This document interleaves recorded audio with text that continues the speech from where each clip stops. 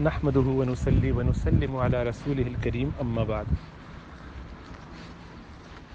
بزرگوں کی باتیں سن کر اور ان سے کچھ فائدہ اٹھا کر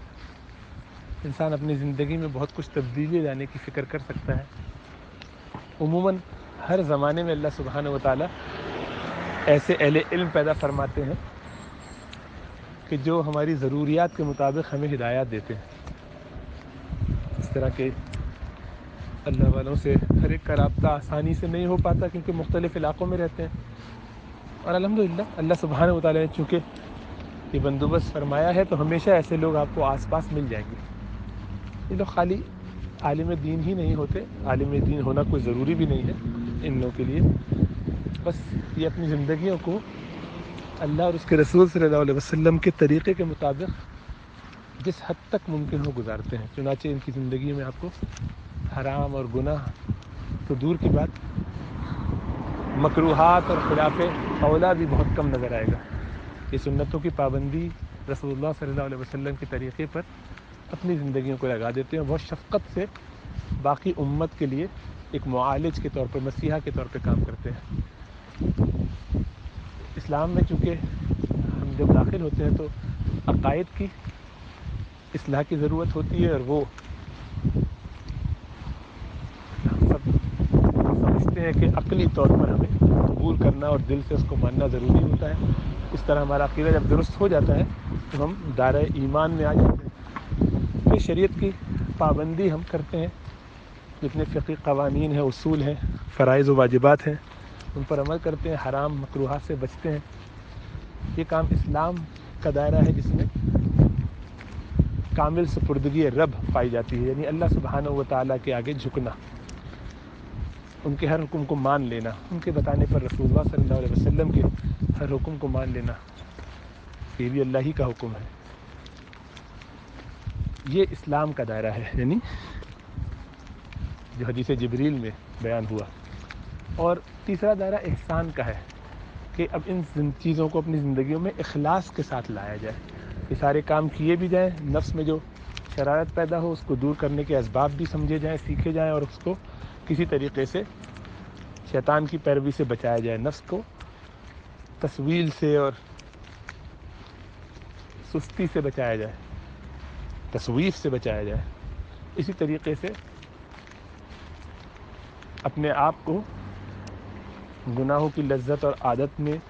غرق نہ رہنے دیا جائے، بلکہ جیسے غلطی سے ہو جائے ایسا کوئی کام تو فوراً توبہ استغفار کی جائے۔ تو یہ جو دائرہ ہے اس کو احسان کہتے ہیں۔ حدیث جبریل میں اس کا تذکرہ موجود ہے، جو بخاری میں بھی ہے، مسلم میں بھی ہے، سیدنا عمر رضی اللہ تعالیٰ عنہ کی معروف حدیث۔ تو یہ جو صلحاء ہیں، اللہ والے ہیں، ان کا کام اس دائرے میں ہوتا ہے۔ علم الکلام والے وہ اسلام کے بنیادی عقائد ہمیں سکھاتے ہیں، اور فقہا ہمیں فقہ سکھاتے ہیں، اسلامی اعمال سکھاتے ہیں،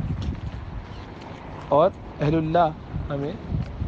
تزکیہ سکھاتے ہیں، احسان سکھاتے ہیں کہ اللہ کے احکامات کے مطابق زندگی گزارنے کے لیے پریکٹیکلی کیا اسٹیپس لینے چاہیے، کس طرح اپنی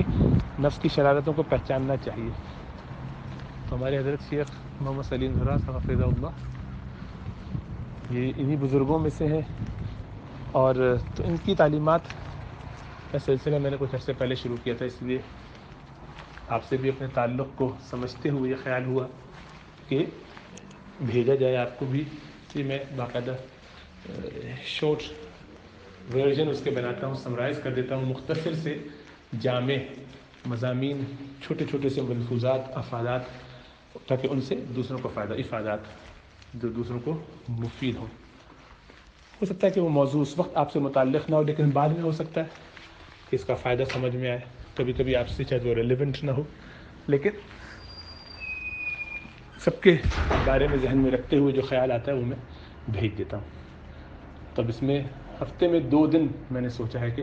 پیر اور جمعرات کو اگر یہ کام کر لیا جائے تو اس میں ہمارے نامہ اعمال پہنچتے ہیں، تو جہاں اتنا وقت ہم اور میڈیا پہ جاتے ہیں، دیکھتے ہیں، سیکھتے ہیں، مختلف چیزیں پڑھتے ہیں، امید اچھی چیزیں زیادہ سنتے سیکھتے ہوں گے، تو اس میں ایک یہ حصہ بھی ہو جائے، اور اس کی حکمتیں اور اس کے فوائد ہم سمیٹ سکیں زندگی میں، اس سے خیر ہے. آپ اس کو چاہیں اس کو آگے فارورڈ بھی کر سکتے ہیں. لیکن اگر کسی کو ایسا محسوس ہو، آپ کو ایسا محسوس ہو کہ یہ زیادہ بوجھ ہو گیا ہے اور مجھے تو پڑھنا نہیں آتا، سمجھ میں نہیں آتا، تو بجائے اس کے کہ مجھے بھیجا جائے، مجھے تو کسی اور زبان میں سمجھ میں آتا ہے زیادہ. درخواست کر دیے کہ میرا خیال اپنے طور پر یہ ہوا کہ آپ کو یہ سمجھ میں آ رہا ہوگا اور یا آپ کو اس میں کوئی تکلیف نہیں ہوگی. اگر آپ کو مشقت اور تکلیف ہو رہی ہو، یہ مشکل بن رہا ہو اور بوجھ لگتا ہو، کبھی کبھی مزاج نہیں ہوتا، اور اس میں کوئی بری بات نہیں ہے اور برا ماننے کی بھی بات نہیں ہے، تو آپ بلا تکلف مجھے کہہ دیجیے گا، تو میں اس کو بالکل خوشی سے قبول کرتے ہوئے آپ کو پھر نہیں فارورڈ کروں آئندہ تک. تو جن کو ایسا کبھی خیال ہوا کرے، ان لوگوں کو تو چاہیے کہ وہ کہہ دیا کرے. تو ہمیں تو اپنے حساب سے خیال ہوتا ہے نا، کبھی ہم تو چونکہ آپ کو جانتے ہیں اور کئی سال سے جانتے ہیں،